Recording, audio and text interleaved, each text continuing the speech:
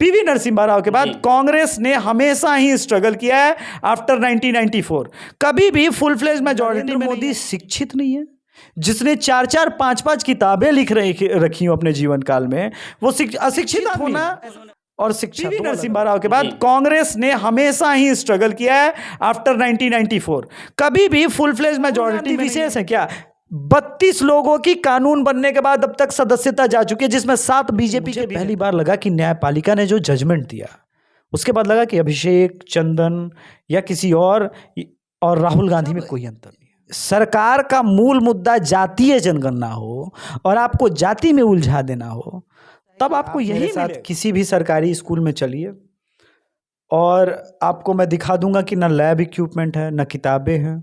Mid day meal का हाल आपको पता है कि जबरदस्त। धारा के आसपास के जितना समृद्ध गांव बा, उजा के युवा के पलायन हो चुका। समान अधिकार के नाम पे जो बिहार सरकार ने दिया है बिहारियों को पलायन, क्योंकि आप देखेंगे कि मनीष कश्यप का जो रीच है बिहार में, वो अगर फैन फॉलोइंग के हिसाब से देखेंगे तो तेजस्वी पॉलिटिक्स है। ये अडॉप्ट किया गया है वेस्ट बंगाल से।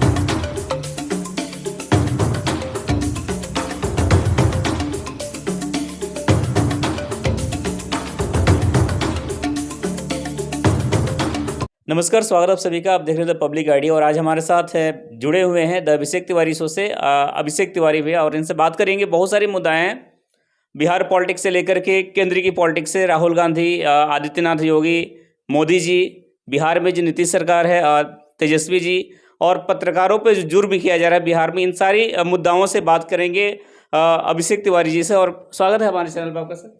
नमस्कार। बहुत सारी सवालें हैं जनता का जो आपके साथ रखने वाले हैं, आपके समक्ष रखने वाले हैं। सबसे पहला सवाल ये होगा कि बिहार में जो जिस तरह से मनीष कश्यप के साथ जो कुछ भी हुआ, या बहुत सारे पत्रकार इससे डर गए हैं, डर की भावना पैदा किया गया है बिहार के गवर्नमेंट द्वारा पत्रकारों के बीच, तो आप इसको कैसे देखते हैं? ये जो पूरा मुद्दा है, ये जो स्टाइल ऑफ पॉलिटिक्स है, ये अडॉप्ट किया गया है वेस्ट बंगाल से। देखिए, जब तृणमूल कांग्रेस के खिलाफ बंगाल में बहुत तेजी के साथ एंटी इनकम्बेंसी आई, तो तृणमूल कांग्रेस ने क्या किया कि मेन स्ट्रीम मीडिया को तो आप पैसे से या एड के थ्रू कंट्रोल कर सकते हैं, लेकिन मैं मानता हूं कि सोशल मीडिया के ये जो पत्रकार हैं, चाहे किसी के 500 सब्सक्राइबर हो, फर्क नहीं पड़ता, वो ग्राउंड की रियलिटी को दिखाते हैं। इससे सरकार डरी हुई है। कोई भी सरकार, XYZ हो, कोई भी सरकार हो, क्यों डरी हुई ये मैं एक्सप्लेन करता हूं। क्योंकि मान लीजिए आप एडवर्टाइजमेंट के थ्रू मेन स्ट्रीम या डिजिटल या पेपर, जिसको कहते हैं अखबार कहते हैं, उसको तो आप कंट्रोल कर सकते हैं। मेरे लिए अच्छा नहीं दिखाओगे तो अगली एडवर्टाइजमेंट बंद कर देंगे। लेकिन ये जो सोशल मीडिया के पत्रकार हैं, जो बता रहे हैं देखो पिछले 6 महीने से इस शहर के मेयर ने नाला नहीं भरा, बरसात में लोगों के बाइक गिर रहा है, कार से एक्सीडेंट हो रहा है, सड़कों पे एक्सीडेंट हो रहा है, गड्ढे भरे हुए हैं। जो देखिए, पत्रकारिता में ग्राउंड रिपोर्टिंग समाप्त हो चुकी है। एक मीडिया हाउस है एनडीटीवी, जो दूरदर्शन के टेप को चोरी करके मीडिया हाउस बना, उसने एक मीडिया में नया कल्चर शुरू किया, डिबेट कल्चर। अच्छा, तो आज आप देखेंगे सभी न्यूज चैनल पे डिबेट होता है। उस 1 घंटे के डिबेट का आउटकम लेकिन क्या है, ये समझना बहुत जरूरी है। उसका आउटकम 0 है, क्योंकि समाजवादी पार्टी के लोग, बीजेपी के लोग, कांग्रेस के लोग आपस में लड़ते हैं उस डिबेट में। एंटरटेनमेंट होता है, थ्रिल होता है, लेकिन उससे देश की समस्याओं का दूर दूर तक कोई लेना देना नहीं है। मनीष कश्यप के साथ जो कुछ भी हुआ, क्या आपको नहीं लगता है कि बिहार गवर्नमेंट में और कोई मुद्दाएं नहीं हैं, केवल मनीष कश्यप, इन पे इतना जल्दी एक्शन क्यों लिया गया? क्योंकि आप देखेंगे कि मनीष कश्यप का जो रीच है बिहार में, वो अगर फैन फॉलोइंग के हिसाब से देखेंगे तो तेजस्वी से ज्यादा है। दूसरी बात की, उसने भावनाओं में आकर के लगातार जो है वो तेजस्वी यादव को डायरेक्टली चैलेंज करना शुरू किया। देखिए, इस देश में राहुल गांधी हो, अखिलेश यादव हो, या लालू पुत्र तेजस्वी यादव हो, इन लोग को लगता है ये लोग राजकुमार हैं। दरअसल ये लोग निकले तो थे समाजवाद लाना, सबके लिए इक्वलिटी लाना, सबके लिए समान अधिकार लाना, लेकिन समान अधिकार के नाम पे जो बिहार सरकार ने दिया है बिहारियों को, पलायन दिया है। मैं एक्सप्लेन करता हूं 2 मिनट में। यहां से मजदूरों का पलायन होता है, स्टूडेंट का पलायन होता है, पढ़े लिखे लोग MBA कर गए, इंजीनियरिंग कर गए, तो नौकरी के लिए बाहर में पलायन करना है। इलाज के लिए तो लालू यादव स्वयं एम्स में पलायन कर गए। सही बात है। तो आप देखिए कि किसी भी जाति के हों, किसी भी धर्म विशेष के हो, आपकी किस्मत में पलायन लिखा हुआ है। एक बात आप गौर कीजिएगा, चूंकि भोजपुर जिला से हम दोनों ही जा, आप भोजपुर से तो हमारा विशेष नाता, भले अभी हम कहीं और रहीं, लेकिन आरा के आसपास के जितना समृद्ध गांव बा, ओइजा के युवा के पलायन हो चुकल बा वो गांव से। खेलिए नहीं खेलो। तो आप ये बताइए कि युवाओं के बिना किसी स्टेट का डेवलपमेंट कैसे होगा? आपके पास कोई एक्शन नहीं है, आपके पास कोई प्लान नहीं है कि इनको रोका जा सके। एजुकेशन में कुछ मूलभूत बदलाव करने होंगे, एजुकेशन सिस्टम में, हेल्थ सिस्टम में, इंफ्रास्ट्रक्चर में। और महागठबंधन सरकार से आप अगर ये उम्मीद करते हैं तो आप बेवकूफ़ हैं। देखिए, आपको क्राइम दिया जा सकता है, यहाँ पे लूट मार दिया जा सकता है, चेन स्नैचिंग दिया जा सकता है, लफंगाई दिया जा सकता है। लड़कियां रोड पे चलेंगी तो उस पर फप्तियां कसी जाएंगी, ये तमाम चीज़ें होगी, महिला सुरक्षा नहीं होगा। लेकिन उम्मीद करेंगे कि तेजस्वी यादव के घर में भी लक्ष्मी हुई है, बेटी हुई है, तो अब वो बिहार की बेटियों के सम्मान के लिए ये जो गुंडे लफंगे सड़कों पे घूम रहे हैं, बहन बेटियों पे फप्तियां कस रहे हैं, जिसको देखने के बाद मुझे अंदर से बहुत दुख होता है। तो उम्मीद करेंगे कि बिहार की बहन बेटियों को भी वो सुरक्षा दे पाएंगे। नीतीश कुमार की सारी योजनाएं फेल हैं, आप चाहे वो नल जल ले लीजिए, आप शराबबंदी ले लीजिए, और आजकल जातीय जनगणना में फंसे हुए हैं। तो इसको आप कैसे देखते हैं बिहार पॉलिटिक्स में? आपके पास जातीय जनगणना के अलावा मुद्दा क्या है? देखिए, जब पूरे भारत में लोग एजुकेशन पे ध्यान दे रहे थे तो 90 के दशक में यहाँ पे जातीय संघर्ष हो रहा था, आपस में हिंदू लड़ रहे थे, हिंदू लड़े, उसके बाद सभी जातियों के लोगों ने अपने बच्चों को बाहर पढ़ने के लिए भेज दिया, क्योंकि पलायन मजबूरी थी, अपने बच्चों का सिक्योरिटी देखना है। अब आते हैं वापस, अब लोगों को लगा कि कुछ बदलाव हो गया, इंफ्रास्ट्रक्चर आ गया, यहाँ पे वापस आते हैं।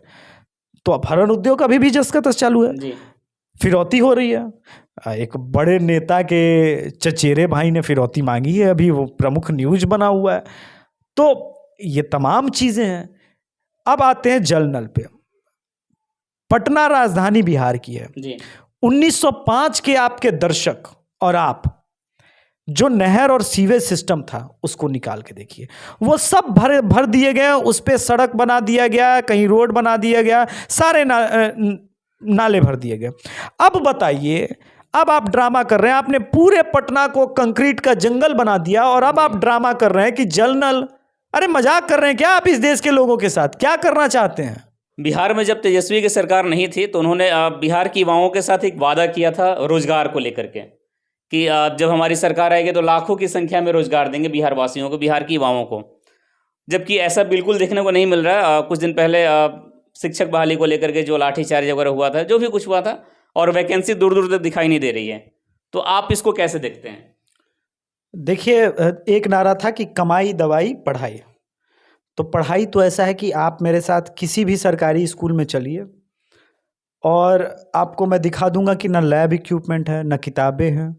मिड डे मील का हाल आपको पता है कि ज़बरदस्त धांधली चलती है।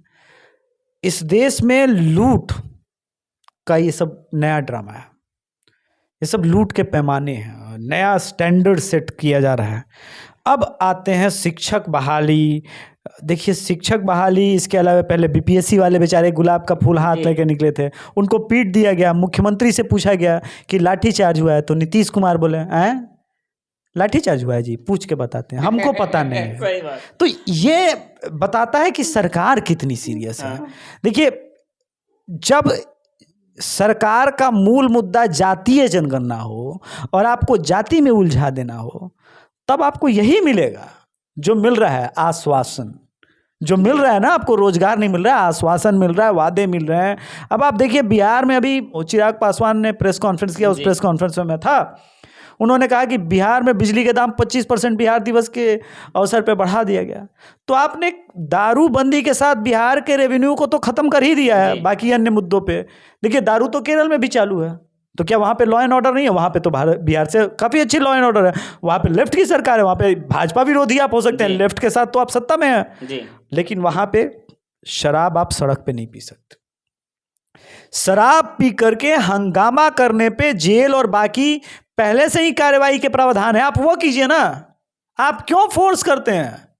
उसके जगह पे ड्राई नशा कर रहा है आज का बिहार का युवा। कोई गांजा पी रहा है, स्मैक पी रहा है, हीरोइन कर रहा है, स्मगलिंग कर रहा है, शराबबंदी पूरी तरह से फेल। तो अब जो है यही सब होगा बिहार में जी। अब थोड़ी केंद्र की बात करते हैं। राहुल गांधी जी के साथ जो कुछ भी हुआ उसको आप किस तरह से देखते हैं, कैसे देखते हैं? देखिए, बड़ा मजबूत हुआ है प्रजातंत्र। अब आप सरप्राइज होंगे कि पूरा विपक्ष तो कह रहा है डेमोक्रेसी अंडर थ्रेट जी, लेकिन मुझे पहली बार लगा कि न्यायपालिका ने जो जजमेंट दिया उसके बाद लगा कि अभिषेक, चंदन या किसी और राहुल गांधी में कोई अंतर नहीं है। पहली बात देखिए, भारत का मूल संविधान ये कहता है कि हम सब बराबर हैं।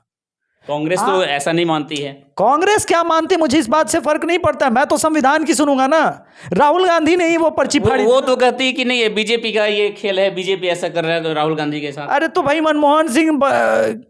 मनमोहन सिंह की अध्यक्षता में उस आईओसी की मीट में राहुल गांधी भी होंगे। कानून बनाया तो जा रहा था बचाने के लिए। प्रियंका गांधी वैसे ही कह रही हैं। देखिए, मैं बंटी बबली क्या कह रहे हैं मुझे उससे फर्क नहीं पड़ता। मुझे फर्क पड़ता संविधान क्या कह रहा है। संविधान ये कह रहा है कि 2 साल से 5 साल के बीच के आपको कोई भी सजा हो, 2 साल से ऊपर का सजा, आपकी सदस्यता त्वरित रूप से चली जाएगी। यही बात चिराग पासवान जी ने प्रेस कॉन्फ्रेंस में भी कही थी, यही बात मैं भी कर रहा हूं। देखिए, या तो आप संविधान मानिए, और एक बात बताइए, मतलब राहुल गांधी विशेष है क्या? 32 लोगों की कानून बनने के बाद अब तक सदस्यता जा चुकी है, जिसमें 7 बीजेपी के भी नेता है। तब डेमोक्रेसी अंदर थ्रेट नहीं था। ये कोई बात नहीं ना कर रहा है सर। तो उनसे पूछिए ना ये सवाल कि मतलब इसके पहले भी 31 बार संविधान खतरे में आया था, या सिर्फ राहुल गांधी की वजह से स्पेशली खतरे में आ रहा है? तो फिर एक काम करते हैं ना, सभी नेताओं को आजादी दे देते हैं कि वो क्राइम करे, लूटमार करे, बलात्कार करे, उसके बाद चुनाव पे चुनाव लड़े, हमारे छाती पे चढ़ के मूंग दले। आप पूरे समाज को गाली कैसे दे सकते हैं? फर्क नहीं पड़ता वो ओबीसी हो नहीं हो, आप किसी भी समाज को, हिंदू हो, मुस्लिम हो, सिख हो, ईसाई हो, एक तरफ आप भारत जोड़ो यात्रा करने निकले हैं और दूसरी तरफ आप किसी समाज को गाली दे रहे हैं। आपको काउंटर ही करना है, आप नरेंद्र मोदी का डायरेक्ट नाम ले लीजिए, क्या दिक्कत है? राजनीति में तो हम लेते ही रहते हैं, लेकिन आप राजनीति नहीं कर रहे थे। आपको बताना है कि आप स्ट्रांग लीडर हैं। आप कह रहे हैं आप सावरकर नहीं है, और आपने सुप्रीम कोर्ट में लिखित रूप से माफी मांग ली राफेल के मुद्दे पे और पीएम से। सुप्रीम कोर्ट में तो आपने माफी मांगी, तो मतलब वो वाली माफी नहीं मांगी जाएगी और इस पर माफी मांगी जाएगी। आप करना क्या चाहते हैं पॉलिटिक्स में, पहले वो समझ लीजिए। देखिए, राहुल गांधी को जबरदस्ती लोग साबित करना चाहते हैं कि रेस में ये दौड़ने वाला घोड़ा है, लेकिन हम सब जानते हैं कि वो घोड़ा नहीं है, वो कुछ और है। मैं नाम नहीं ले सकता, बता दीजिए क्या है। नहीं, वो मैं नहीं ले सकता, लेकिन आप समझिए मेरा इशारा। घोड़े की तुलना जो है वो गधे से नहीं हो सकती, लेकिन वो कम से कम घोड़ा नहीं है। मैं ये नहीं कह रहा हूं कि वो क्या है जी। बात यूपी की करेंगे, और यूपी में आप योगी जी के काफ़ी बड़े फ़ैन हैं। मैंने आपको देखा भी था, आपको सम्मानित किए थे बुला करके अपने ऑफिस में। तो ज़रा बताइए कि यूपी में आजकल क्या चल रहा है? बुलडोजर चल रहा है और काम वगैरह भी हो रही है कुछ? 20,000 करोड़ का भाई इन्वेस्टमेंट आया, हमारा पड़ोसी राज्य है। मुझे बिहारी होने के नाते बड़ी जलन होती है उत्तर प्रदेश वालों से, पूछिए क्यों? आप तो यूपी अक्सर जाते रहते हैं मिलने, तो फिर जलन कैसे होती है? वो इसीलिए होती है कि हमारे पास वैसा चीफ मिनिस्टर नहीं है। देखिए, किसी भी स्टेट में बिहार के मुख्यमंत्री कहते हैं रहते हैं यहाँ पे सी रूट नहीं है, यहाँ पे समंदर नहीं है, समंदर नहीं है। अरे भाई, राजस्थान में कौन सा समंदर है? वो तो पूरा रेगिस्तान है। एमपी में कौन सा समंदर है? वो उसको तो स्पेशल स्टेटस भी नहीं है। यूपी में 80,000 करोड़ का इन्वेस्टमेंट, 20,000 करोड़ का इन्वेस्टमेंट आ गया, वहां कौन सा समंदर है? Law and order. निवेशक को जब पता रहेगा कि उसका निवेश सुरक्षित है, उससे हफ्ता नहीं मांगा जाएगा, रंगदारी नहीं मांगा जाएगा, उसकी बेटी नहीं उठा ली जाएगी, उसके बेटे का अपहरण नहीं हो जाएगा, उसका अपहरण नहीं हो जाएगा। जब ये सुरक्षा होगा तब जाकर के इन्वेस्टमेंट आएगा। वहां पे क्या है, माफियाओं पे बुलडोजर चल रहा है। और देखिए, माफिया डायरेक्टली आम जनमानस को प्रभावित करते हैं। देखिए, अतीक अहमद हो सकता है आपकी गली में डायरेक्टली नहीं आएगा, लेकिन अतीक अहमद का गुंडा जब आपके मोहल्ले में आपकी बहन बेटी को छेड़ेगा तो लोग डरेंगे। एक अतीक अहमद सैकड़ों को पैदा कर सकता है। सैकड़ों नहीं, एक अतीक अहमद। वहां पे देखिए, जो योगी जी ने कहा था 1 डिस्ट्रिक्ट 1 माफिया का रूल चलता था। अतीक अहमद था, मुख्तार अंसारी थे, आजम खान के गुंडे थे, मसूद अजहर से कांग्रेस का वो नेता था मसूद, जिसने बोला था मोदी जी की बोटी बोटी काट देंगे। आजकल वो बीएसपी कभी एसपी फ्लिप मारता रहता है, लेकिन वो इमरान मसूद। तो ये लोग जो कर रहे थे उत्तर प्रदेश में, वो ऐसा ही था जैसा किसी जमाने में बिहार में शहाबुद्दीन। लेकिन बिहार में क्या है, अलग राजनीति होती है। राजवल्लभ यादव को इस देश के कानून जुडिशियल सिस्टम ने सजा दी राबड़ी देवी मंच पे जाकर के कहती है उनकी वाइफ को टिकट देके जादव था इसलिए उसको फंसा दिया गया। जब इस देश का पॉलिटिकल सिस्टम, इस बिहार का स्टेट का पॉलिटिकल सिस्टम ऐसा हो जाएगा तो ये होगा। यूपी में ये बदला है पिछले 5 साल में। वहां पे आप रात को जाइए, वहां पे आपको कोई किडनैप नहीं करेगा, आपकी गाड़ी नहीं छीन ले जाएगी, पुलिस हमेशा एस्कॉर्ट करती है। आम जनमानस के जीवन में मूलभूत बदलाव आया है और ये बदलाव प्रशंसनीय है। और मैं मानता हूं कि इस देश में 17-18 योगी आदित्यनाथ पैदा करने की जरूरत है। हर स्टेट में एक वैसा सीएम चाहिए जो माफिया को नस्ते नाबूद कर दे, कुचल दे, क्रश कर दे। बिल्कुल बुलडोजर चलना चाहिए, क्योंकि हमने देखा है इस देश का जो न्यायिक प्रणाली है वो बहुत डिले करता है। लोगों के अंदर अब इतना पेशेंस नहीं है। भाई आप खुद स्मार्टफोन यूज करते हैं, आपके लिए खबरों का एक्सेस यूं एक चुटकी में है, तो फिर कानून और इन सब का भी फैसला एक चुटकी में होना चाहिए। भाई बिहार में कुछ दिन पहले एक बयान आया था अशोक चौधरी का। उन्होंने बताया कि जितने भी SC ST ये सब मुस्लिम में तब्दील हो जाएं, क्योंकि ब्राह्मण लोग जो है, अभी ब्राह्मण है, बुरा नहीं मानिएगा, अभी जितने ब्राह्मण है सब उसको प्रताड़ित कर रहे हैं। तो क्या आप लोग ऐसा करते हैं? क्या आपका समाज ऐसा करता है कि जितने भी SC ST हैं उसको प्रताड़ित करते हैं आप लोग? अरे क्या बात कर रहे हैं, 1400 साल से कर रहे हैं। लेकिन समझना यही है हमको कि बिहार में तो पिछले 35 साल से किसी ब्राह्मण सत्ता में नहीं है। कोई ब्राह्मण तो सत्ता में नहीं है, नीतीश कुमार और लालू प्रसाद यादव है। तो अशोक चौधरी वही ना कह रहे हैं कि आप लोग प्रताड़ित करते हैं। तो मैंने लालू यादव प्रताड़ित और नीतीश कुमार सत्ता में है और प्रताड़ित ब्राह्मण कर रहा है उनको, वो तो वही कह रहे हैं। तो फैक्ट्स क्लियर कराइए ना हमको कि मतलब ये कैसे हो रहा है।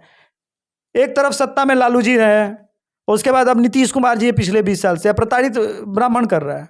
देखिए मैं बताता हूँ, ब्राह्मण को इस देश में कुछ लोग ज्यूस की ट्रीट कर रहे हैं कि ब्राह्मण ही जो है इस देश में समस्या का कारण है। तो भाई ब्राह्मण अतीक अहमद है, जो सिवान में लोगों को तेजाब डाल के जलाया गया था वो ब्राह्मण ने जलाया था। मुस्लिम में कन्वर्ट हो जाए जो बोल रहे हैं, इसलिए मैंने उस आदमी का नाम लिया। उसके बेटे का नाम आपको पता है क्या है? ओसामा। अच्छा। उसकी आयु से आपको पता लग जाएगा कि वर्ल्ड ट्रेड सेंटर पे जब ओसामा ने हमला किया होगा, ओसामा बिन लादेन ने, तब उसके बाद की उसकी पैदाइश होगी। आप सोचिए, जिस आदमी का role model Osama bin Laden हो, वो कह रहा है ब्राह्मण इस देश में अत्याचार कर रहे हैं। अरे भाई पिछले 2 सालों में, सिर्फ 2 सालों में मेरे ही चैनल पे आपको पता है रिकॉर्ड है 391 हिंदुओं की लिंचिंग या हत्या हो चुकी है। हाँ मैंने देखा, सारा वीडियो लगभग आपका मैंने देखा है। 391 हिंदू पिछले 2 साल में मुसलमानों के द्वारा मारे जा चुके हैं और ब्राह्मण राजनीति कर रहा है, ब्राह्मण कुचल रहा है, गजब बात कर रहे हैं। और आप कह रहे हैं कि वही मुसलमान बन जाए। तो भाई देखिए, दलितों ने तो एक आंसर दिया है। आप 2014, चूंकि आप जानते हैं मेरा काम है इलेक्शन सर्वे का, बिहार इलेक्शन में शायद पूरे भारत में इकलौता मेरा चैनल था जिसने बिहार इलेक्शन को करेक्ट प्रेडिक्ट किया था और 131 सीटें दी थी और एनडीए को 127 आई थी। तो दलितों का वोट इस वक्त सबसे ज्यादा बीजेपी को मिल रहा है। अब परेशानी है कि भाई दलित बीजेपी को वोट कर रहा है, दलित, शोषित, पीड़ित, ओबीसी। और अगर ब्राह्मणों ने शोषण किया है तो अशोक चौधरी से मेरा एक सवाल है और आपके दर्शकों के लिए बड़ा इंटरेस्टिंग। बता दीजिए सवाल अपना। हाँ मैं सवाल बता दे रहा हूं। जो राहुल गांधी के प्रवक्ता है उन्होंने कहा कि राहुल गांधी जनेऊधारी ब्राह्मण है। राहुल गांधी तो बोलते हैं कि मैं, अब राहुल गांधी वो राहुल गांधी नहीं है। राहुल गांधी ने राहुल गांधी को मार दिया है। कौन से राहुल गांधी को? ब्राह्मण वाले को मार दिया है, ईसाई वाले को, पहले वाले को मार दिया है, अब दूसरा राहुल गांधी पैदा हो गए हैं। तो मतलब वो ब्राह्मण नहीं है? नहीं, अब ब्राह्मण नहीं है, अब जनेऊधारी ब्राह्मण नहीं। ऐसा राहुल गांधी खुद बोला था, आप जानते हो। नहीं वो ठीक है, तो अब जनेऊधारी ब्राह्मण नहीं रहे, ये कहना चाहते हैं? ऐसा तो नहीं है अभी तक कम से कम उस जो सुरजेवाला है वो तो उसने बयान नहीं दिया है, तो मैं ऑफिशियल नहीं मानूंगा। तो ये कहना चाहते हैं अशोक चौधरी कि जिसके साथ वो गठबंधन में है, उसकी पार्टी का सबसे बड़ा आदमी राहुल गांधी जो कि जनेऊधारी ब्राह्मण है, वो अत्याचार कर रहा है। वो ये कहना चाहते हैं। ये किस मानसिकता के लोग हैं मुझे समझ में नहीं आता। किसी की नाक मिलती है तो उसको पीएम बन जाना चाहिए, किसी की चरण चादुका मिलती है तो वो चाट लेना चाहिए। देखिए अशोक चौधरी खुद क्या है? अशोक चौधरी इस देश में, बिहार में किसी गली मोहल्ले का चुनाव खुद से जीत सकते हैं? नहीं जीत सकते। आप चुनाव की बात करेंगे आपसे सर? नहीं, तब जब जीत ही नहीं सकते तो उनको बोलने दीजिए कुछ भी, मैं देखूंगा कि कैसे तो एक काम, अशोक चौधरी जदयू में है मेरे ख्याल से। हाँ जदयू में। तो ये बात नीतीश कुमार और उनके बाकी लोग कहे हैं कि वो ब्राह्मणों से वोट लेने नहीं जाएंगे। बस इस सवाल का उत्तर दे दें, बाकी बात खत्म करेंगे। एक दो सवाल और होगा आपसे कि 2024 में जो चुनाव होने वाला है उसको उसमें आप क्या देखते हैं, क्या कुछ होने वाला है इस चुनाव में? ये चुनाव 2024 का बहुत अलग ढंग से लड़ा जा रहा है। इस बार तो काफ़ी ट्रिकी है। पहले हमको ये समझना होगा कि नरेंद्र मोदी के अपोजिशन में है कौन। एक तो बहुत लोग हैं, ममता बनर्जी हैं, राहुल गांधी हैं, अखिलेश हैं, बहुत सारे लोग हैं।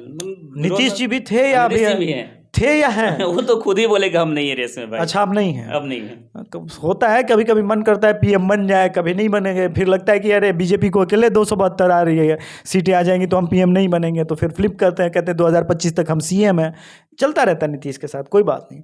लेकिन खैर, जितने कैंडिडेट हैं पहले वो ये निर्णय ले कि उनकी टोटल पॉपुलैरिटी क्या है और पूरे देश में मैक्सिमम वो कितनी सीटें जीत सकते हैं। मुझे लगता है कि जो मेन कंटेंडर है इस वक्त बीजेपी के खिलाफ वो ममता बनर्जी ही है। मुझे लगता है कि शायद इस बार सिंगल लार्जेस्ट पार्टी जो है देश भर में ममता बनर्जी की होगी, क्योंकि 27-28 सीटें होगी इस बार। मैं दावे के साथ कह सकता हूं कि इस बार कांग्रेस को 50 सीट नहीं आ रही है।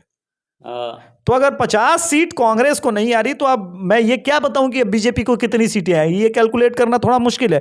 लेकिन जो अभी मैं घूमा हूँ, एमपी घूमा हूँ, राजस्थान घूमा हूँ, गुजरात इलेक्शन में मैंने 140 सीटें दी थी, 157 आई थी, तो और अभी कर्नाटक घूम रहा हूं। तो अभी आप ये देखिए कि जो बीजेपी का कोई अल्टरनेटिव नहीं है, और मैं बीजेपी के समर्थक के रूप में ये बात नहीं कर रहा हूं। आपके पास एक बेटर प्रोडक्ट होना चाहिए। आपके पास 3 प्रोडक्ट है। Secularism under threat, democracy under threat, मुसलमानों पे अत्याचार हो रहा है।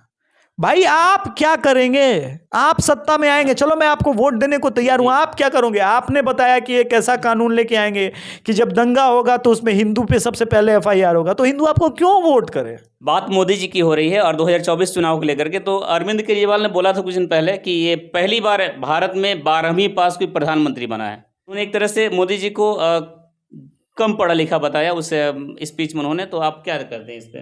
देखिए, पहले तो एजुकेटेड डिग्री के बीच का फर्क समझें। भारत जैसे देश में मैंने डिग्रीधारी तो बहुत देखे हैं। एजुकेशन अलग चीज है, शिक्षित होना और शिक्षा 2 अलग अलग चीजें हैं। क्या नरेंद्र मोदी शिक्षित नहीं है? जिसने 4-4, 5-5 किताबें रखी हो अपने जीवन काल में, वो अशिक्षित आदमी है? उन्होंने बोला कि बस 12वीं पास है। तो भाई आपने पढ़ लिख के कौन सा किया? आपने तो शराब घोटाला ही करवाया। आपके वर्ल्ड के बेस्ट शिक्षा मंत्री अभी जेल में है। किस जुर्म में जेल में है? बीजेपी फंसाई उनको। बीजेपी फंसाई है? हाँ। अच्छा, मतलब तृणमूल कांग्रेस वाले शिक्षा मंत्री को भी बीजेपी फंसाई है? सब बीजेपी फंसाई है।